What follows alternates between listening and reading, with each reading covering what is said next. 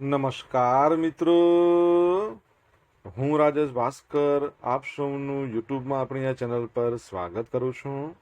મિત્રો, આજે આપણે તારીખ 27 ઓગસ્ટ 2026ના કેટલાક મોસ્ટ ઇમ્પોર્ટન્ટ કરંટ અફેર અને અગાઉની પરીક્ષામાં પૂછાયેલા કેટલાક ઇમ્પોર્ટન્ટ પ્રશ્નો વિશે ડિટેલમાં ચર્ચા કરીશું, જે આપને આવનારી પરીક્ષા માટે ખૂબ જ ઉપયોગી સાબિત થશે. તો મિત્રો, આપ આ ચર્ચા સાથે જોડાઈ રહેજો અને વિડીયોને પહેલેથી લઈને છેલ્લે સુધી પૂરેપૂરો જોવાનો આગ્રહ રાખજો. તો ચલો મિત્રો, શરૂ કરીએ. શરૂઆત કરતા પહેલા જણાવી દઉં કે જો તમારે આપણી આ યુટ્યુબ ચેનલને સબસ્ક્રાઇબ કરવાનું બાકી હોય તો ચેનલને સબસ્ક્રાઇબ કરજો, નોટિફિકેશન બેલ આઇકોનને પ્રેસ કરીને, અને જો તમને વિડીયો પસંદ આવે તો વિડીયોને લાઇક કરજો, પરંતુ વિડીયોને શેર કરવાનું ના ભૂલતા. તમારા જેટલા પણ મિત્રો જેઓ કોમ્પિટિટિવ એક્ઝામની તૈયારી કરી રહ્યા છે એ બધા મિત્રો જોડે આ વિડીયોની લિંકને અત્યારે શેર કરો, તમે જે તે સોશિયલ મીડિયા એપ્લિકેશન વાપરતા હો એમાં. ચલો તો શરૂઆત કરીએ. સૌપ્રથમ જોઈશું અગાઉની પરીક્ષામાં પૂછાયેલા બંધારણના પ્રશ્નો, જેના જવાબો તમારે મને કમેન્ટ બોક્સમાં લખીને જણાવવાના છે. વિડીયોના લાસ્ટમાં જ્યારે હું તમને આ દરેક પ્રશ્નના જવાબ જણાવું ત્યારે તમારે ચેક કરવાનું છે કે તમે આપેલા પ્રશ્નો જવાબમાંથી કેટલા પ્રશ્નો જવાબ સાચા છે, અને જેટલા પણ પ્રશ્નો જવાબ સાચા હોય એનો આંકડો તમારે કમેન્ટમાં લખવાનો કે 10માંથી આટલા સાચા છે. ડેલી જીકે ટેસ્ટમાં આપણે રોજ 5 પ્રશ્નો પૂછીએ છીએ. 10 પ્રશ્નો પૂછીએ, જેમાંથી 5 પ્રશ્નો બંધારણના હોય છે. બાકીના જે 5 પ્રશ્નો છે ગુજરાતની ભૂગોળના છે. તો તમે તમારા આન્સર આપો નીચે કમેન્ટ બોક્સમાં, અને હું આજના કરંટ અફેરનો પ્રથમ પ્રશ્ન છે એની શરૂઆત કરું છું. પ્રથમ પ્રશ્ન છે કે યુપીઆઈ યુનિફાઈડ પેમેન્ટ ઇન્ટરફેસની શરૂઆત national payment corporation of India દ્વારા કઈ તારીખે કરવામાં આવી હતી? તો જવાબ આવશે કે 25મી ઓગસ્ટ 2016. અત્યારે 10 વર્ષ એના પૂરા થઈ ગયા છે. તો national payment corporation of India દ્વારા 25મી ઓગસ્ટ 2016ના રોજ રજૂ કરવામાં આવેલ યુનિફાઈડ પેમેન્ટ ઇન્ટરફેસ છે એને 25 ઓગસ્ટ 2026ના રોજ એના સફળ 10 વર્ષ પૂરા કર્યા છે. આરબીઆઈના માર્ગદર્શન હેઠળ શરૂ કરેલ આ યુપીઆઈ છે એ ભારતમાં ડિજિટલ લેવડ દેવડની ક્ષેત્રે એક ક્રાંતિકારી પરિવર્તન આવ્યું છે. ઝડપી વૃદ્ધિ. નાણાકીય વર્ષ 2016થી 17માં વાર્ષિક ટ્રાન્ઝેક્શન વોલ્યુમ 1.78 કરોડ હતું, જે નાણાકીય વર્ષ 2025-26માં વધીને 24,162 કરોડથી વધુ થયું છે. આશરે 13,000 ગણો વધારો. ટ્રાન્ઝેક્શન મૂલ્ય 0.07 લાખ કરોડથી વધીને 314 લાખ કરોડ સુધી પહોંચ્યું છે. નવા રેકોર્ડ્સની વાત કરીએ જુલાઈ 2026, તો જુલાઈ 2026ના માસિક ટ્રાન્ઝેક્શન વોલ્યુમમાં 2,366 કરોડ. કુલ મૂલ્યની વાત કરીએ તો 29.88 લાખ કરોડના અત્યાર સુધીના સર્વોચ્ચ સ્તરે પહોંચ્યું હતું. હાલમાં દૈનિક સરેરાશ 66 કરોડ ટ્રાન્ઝેક્શન થાય છે. કેટલા? 66 કરોડ. બેંકોની ભાગીદારીની વાત કરીએ તો શરૂઆતમાં માત્ર 21 બેંકો જોડાઈ હતી. આ સંખ્યા જુલાઈ 2026 સુધીમાં વધીને 741 થઈ ગઈ છે. રોજિંદા વ્યવહારમાં ઉપયોગ. કુલ યુપીઆઈ વોલ્યુમ મર્ચન્ટ એટલે કે પર્સન ટુ મર્ચન્ટ એ વ્યવહારોનો હિસ્સો 63% છે.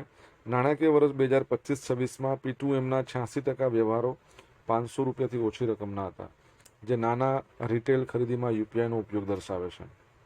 વૈશ્વિક પ્રભાવ. વર્ષ 2025માં વૈશ્વિક રિયલ ટાઈમ પેમેન્ટ વોલ્યુમમાં યુપીઆઈનો હિસ્સો 49% હતો.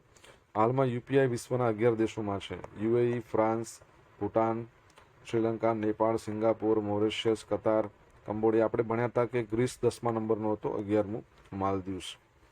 બરાબર છે, તો એ પણ તમે જોઈ લો. ઓકે, યુપીઆઈની વાત કરીએ તો national payment corporation of India અંતર્ગત એની શરૂઆત થઈ હતી. નેશનલ પેમેન્ટ કોર્પોરેશન ઓફ ઇન્ડિયાની સ્થાપના 2008માં અજય ચૌધરી છે, અજય કુમાર ચૌધરી તેના ચેરમેન છે. તમારે એમડી અને સીઈઓનું નામ જણાવવાનું છે તમને આવડતું હોય તો. સુપ્રીમ કોર્ટના નવા આદેશ મુજબ નવી ખાનગી કાર માટે ફરજિયાત થર્ડ પાર્ટી ઇન્સ્યોરન્સની મુદત કેટલા વર્ષ કરવામાં આવી છે? તો જવાબ આવશે 4 વર્ષ. તો ભારતની સુપ્રીમ કોર્ટે 4 ઓગસ્ટના રોજ નવા ખાનગી વાહનો, કાર અને ટુ વ્હીલર્સ માટે ફરજિયાત થર્ડ પાર્ટી મોટર ઇન્સ્યોરન્સની મુદતમાં વધારો કરવાનો મહત્વપૂર્ણ આદેશ આપ્યો છે. જસ્ટિસ સંજય કરોલ અને જસ્ટિસ પ્રશાંત કુમાર મિશ્રા એમની ખંડપીઠે મોટર વાહન અધિનિયમ 1988, મોટર વ્હીકલ એક્ટ 1988ના પાલન સંબંધિત કાર્યવાહી દરમિયાન આ હુકમ થયો હતો. નવી કાર માટે ફરજિયાત થર્ડ પાર્ટી ઇન્સ્યોરન્સની મુદત 3 વર્ષથી વધારીને 4 વર્ષ કરવામાં આવી છે. નવા ટુ વ્હીલર માટે ફરજિયાત થર્ડ પાર્ટી ઇન્સ્યોરન્સની મુદત 5 વર્ષથી વધારીને 6 વર્ષ કરવામાં આવી છે. ઇરડાઈને નિર્દેશ. ઇરડાઈના અધ્યક્ષ ખબર છે ને કોણ છે? અજય શેઠ. તો ઇરડાઈ સુપ્રીમ કોર્ટે insurance regulatory and development authority of India છે ઇરડાઈ, એને સુધારેલી મુદ્દતનો અમલ તાત્કાલિક ધોરણે કરવા માર્ગદર્શિકા બહાર પાડવા જણાવ્યું છે.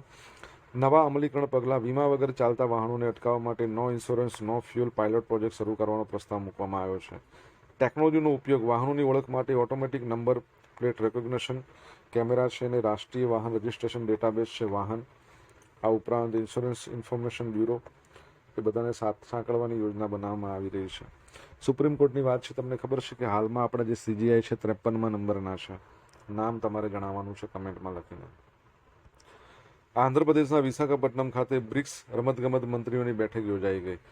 તો ભારતની બ્રિક્સ અધ્યક્ષતા 2026 હેઠળ આંધ્રપ્રદેશના વિશાખાપટ્ટનમ ખાતે બ્રિક્સ રમતગમત મંત્રીઓની બેઠકનું આયોજન કરવામાં આવ્યું હતું. કેન્દ્રીય યુવા બાબતો અને રમતગમત મંત્રી ડોક્ટર મનસુખ માંડવિયા તેમજ તમામ 11 બ્રિક્સ સભ્ય દેશોના રમતગમત મંત્રીઓ અને પ્રતિનિધિઓ તેમણે આ બેઠકમાં ભાગ લીધો હતો. ચર્ચાના મુખ્ય વિષયો પરંપરાગત અને સ્વદેશી રમતો, સ્પોર્ટ્સ ટેકનોલોજી, રમતગમત સાધનોનું ઉત્પાદન, એના પર વિશેષ ધ્યાન આપવામાં આવ્યું હતું. મિત્રતા અને સહયોગની ભાવના વધારવા માટે સવારે બ્રિક્સ ફ્રેન્ડશિપ સાયકલિંગ ઇવેન્ટ પણ યોજાઈ હતી. તમને ખબર છે કે બ્રિક્સની અધ્યક્ષતા ભારત પાસે છે. ટોટલ 11 દેશો છે બ્રિક્સમાં.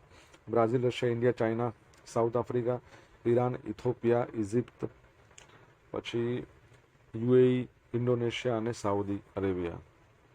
બ્રિક્સની વાત આવે તો અત્યારે ભારત પાસે અધ્યક્ષતા છે. તમારા માટે પ્રશ્ન છે કે બ્રિક્સના હાલના આપણા ભારતના શેરપા કોણ છે? 2006માં બ્રિક બન્યું હતું, 2009માં પ્રથમ સમિટ યોજાઈ, 2010માં સાઉથ આફ્રિકા જોડાયું અને પછી બ્રિક્સ બની ગયું. તાજેતરના અભ્યાસ મુજબ ખીજડીયા અભયારણ્ય કયા વિશિષ્ટ પક્ષીના પ્રજનન સ્થળ તરીકે ઉભરી આવ્યું છે?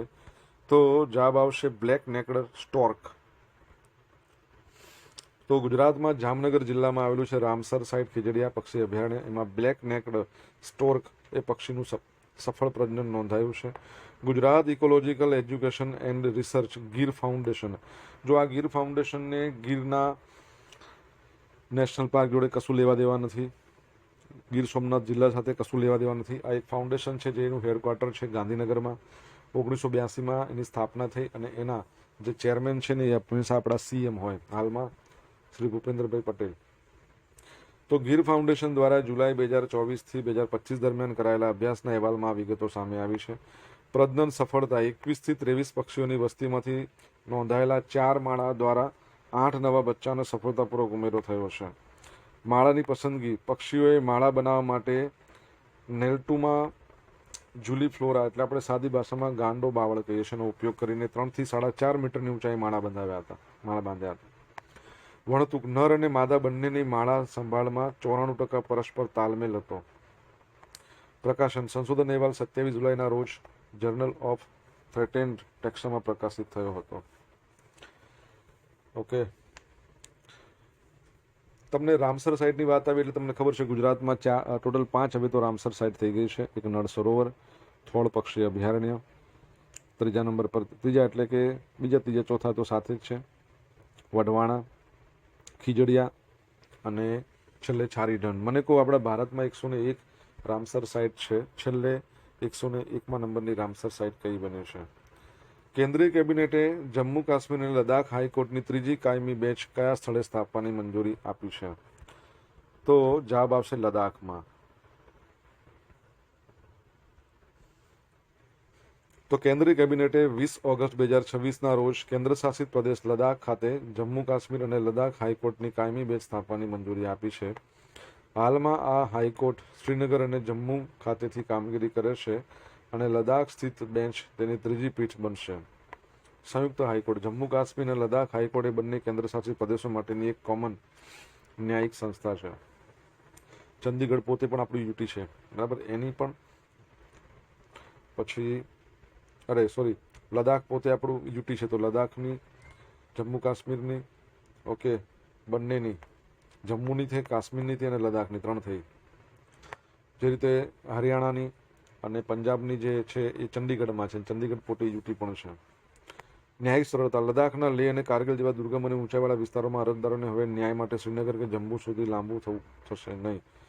કેસોની પેન્ડન્સી. 30 જુલાઈના રોજ સંસદીય ડેટા અનુસાર હાઈકોર્ટમાં 44,557 કેસ પેન્ડિંગ છે, જેમાંથી 6,100થી વધુ કેસો 10 વર્ષથી વધુ સમયથી પેન્ડિંગ છે. વિચાર કરો. ઇન્ફ્રાસ્ટ્રક્ચર.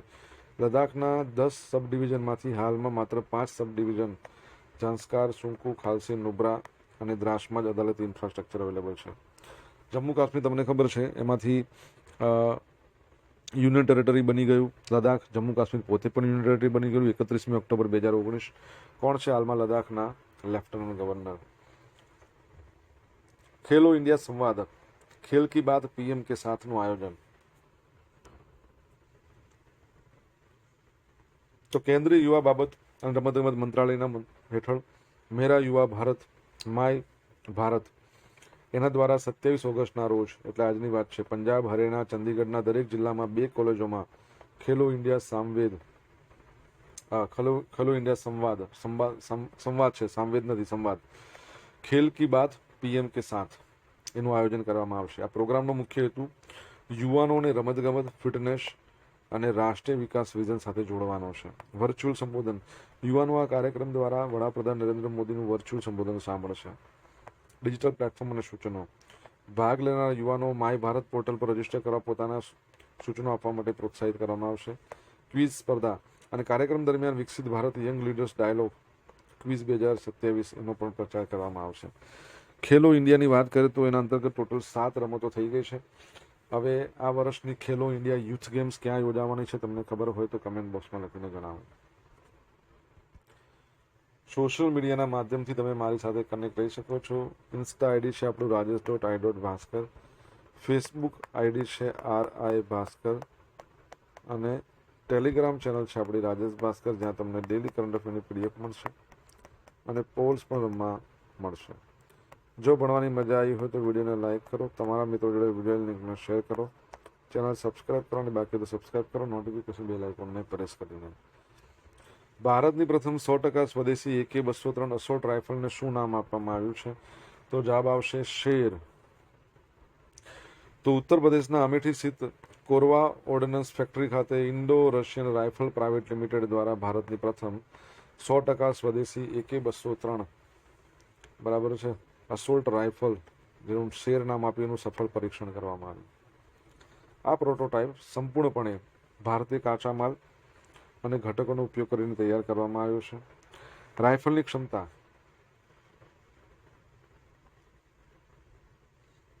7.62 × 39 mm કારતૂસ આ ધરાવતી રાઇફલ છે. તેની અસરકારક રેન્જ 800 મીટર સુધીની છે. તે પ્રતિ મિનિટ 700 રાઉન્ડ ફાયર કરવાની ક્ષમતા ધરાવે છે. ઉત્પાદન ક્ષમતાની વાત કરીએ તો કોરવા ફેક્ટરીનું અપગ્રેડેશન એવી રીતે કરવામાં આવી રહ્યું છે કે દર 100 સેકન્ડમાં એક AK-203 આ શેર રાઇફલ છે ને તૈયાર કરી શકાય. ભારતીય સેના માટે મિશન, તો ભારતીય સેના આશરે 6 લાખ AK-203 રાઇફલ છે એની જરૂરિયાત એને છે. સપ્ટેમ્બર 2026થી સેના દ્વારા એના ટ્રાયલ શરૂ કરવામાં આવવાના છે. Delivery target. સ્વદેશી ઉત્પાદનમાં ઝડપ આવતા ડિલિવરી સમયમર્યાદા 2032થી ઘટાડી 2030ના અંતિમ ભાગ કરવામાં આવી છે.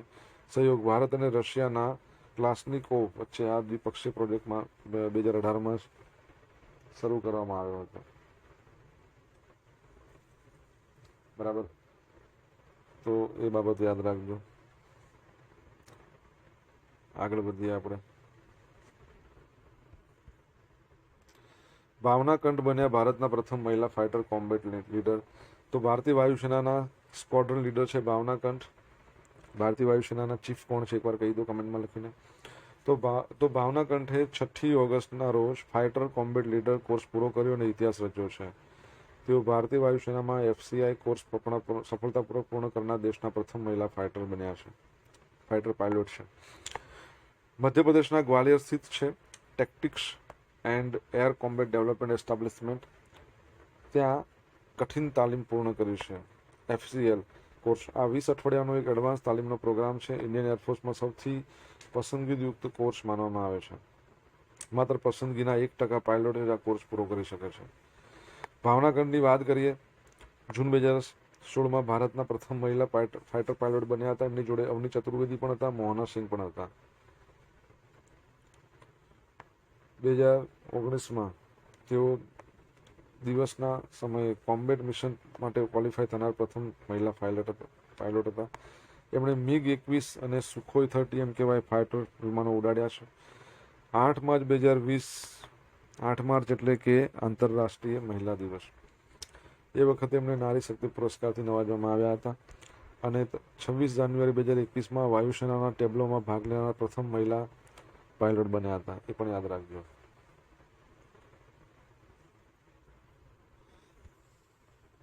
હવે જોઈશું અગાઉની પરીક્ષામાં પૂછાયેલા બંધારણના પ્રશ્નો. પહેલો પ્રશ્ન, કોની ભલામણ મુજબ રાજ્યોને કેન્દ્ર કરનો આવકનો હિસ્સો મળે છે? નાણાં પંચ. એટર્ની જનરલનો હોદ્દો ધારણ કરવાની મુદત શું હોય? રાષ્ટ્રપતિની મરજી હોય ત્યાં સુધી. ભારતના બંધારણની નીચેના પૈકી કઈ યાદી મહાનગરપાલિકાના કાર્યોની સ્પષ્ટ કરવામાં આવી છે? કઈ યાદીમાં? તો 12મા નંબરની. બંધારણના 86માં સુધારાથી એના વિભાગ 3માં કયો મૂળભૂત અધિકાર ઉમેરવામાં આવ્યો છે? શિક્ષણનો અધિકાર. સંસદની બેઠક ચાલુ હોય ત્યારે રાષ્ટ્રપતિ કરેલ વટહુકમ ક્યારે અસરકારકતા ગુમાવી દે? 6 અઠવાડિયાના અંતે.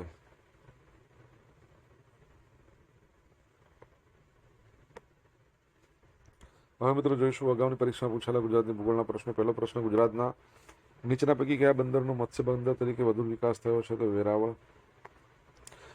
મોલાસીસ કયા ઉદ્યોગની અગત્યની આડપેદાશ છે? તો ખાંડ ઉદ્યોગ.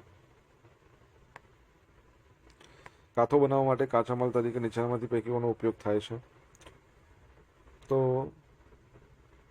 કાથા માટે ખેરના વૃક્ષો. ચોથા નંબરનો પ્રશ્ન, કડી અને કલોલ તાલુકાનો વિસ્તાર અન્ય કયા નામે ઓળખાય છે? ખાખરિયા ટપ્પા. રસાયણો, સ્ટીલ, કાસ્ટિંગ, ખનિજ તેલ શુદ્ધિકરણ વગેરેમાં ઉપયોગમાં લેવાતું જે લેન્ટોનાઇટ ખનિજ છે એ ગુજરાતના કયા જિલ્લામાં મોટા પ્રમાણમાં મળી આવે છે? તો ભાવનગરમાં. હવે મિત્રો જોઈશું ગઈકાલે પૂછેલા પ્રશ્નો જવાબ. પહેલો પ્રશ્ન, ઈસ્ટ બંગાળ FC કુલ કેટલી વખત ડ્યુરેન કપનું ટાઇટલ જીત્યું? તો આને પણ 17 વાર જીત્યું અને મોહન બાગાન છે એને પણ 17 વાર જીત્યું છે. રાષ્ટ્રીય શિક્ષક એવોર્ડ 2026માં કુલ કેટલા શિક્ષકોની પસંદગી થઈ છે? 48. બરાબર છે. હવે જોઈશું આજે પૂછેલા પ્રશ્નો જવાબ. પહેલો પ્રશ્ન શું હતો? નેશનલ પેમેન્ટ કોર્પોરેશન ઓફ ઇન્ડિયાના MD CEO નું નામ શું છે? દિલીપ આસબે. હાલમાં આપણા CGI નું છે 53મા નંબરમાં શું નામ છે એમનું? જસ્ટિસ સૂર્યકાંત. ત્રીજા નંબરનો પ્રશ્ન, બ્રિક્સના ભારતના શેરપા કોણ છે? સુધાકર લેલા. ચોથા નંબરનો પ્રશ્ન, ભારતની 101મા નંબરની રામસર સાઇટ તો ગ્લો લેકનું નામ છે. બરાબર છે. અને તમને ખબર છે કે આ ગ્લો લેક છે ક્યાં આવેલી છે? અરુણાચલ પ્રદેશમાં. 5મા નંબરનો પ્રશ્ન,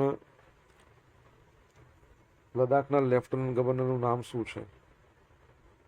તો વિનય કુમાર સક્સેના. 6 નંબરનો પ્રશ્ન, ખેલો ઇન્ડિયા યુથ ગેમ્સનું આયોજન 2026 તેલંગાણા. 7મા નંબરનો પ્રશ્ન, ઇન્ડિયન એરફોર્સના ચીફનું નામ? અમરપ્રીત સિંહ.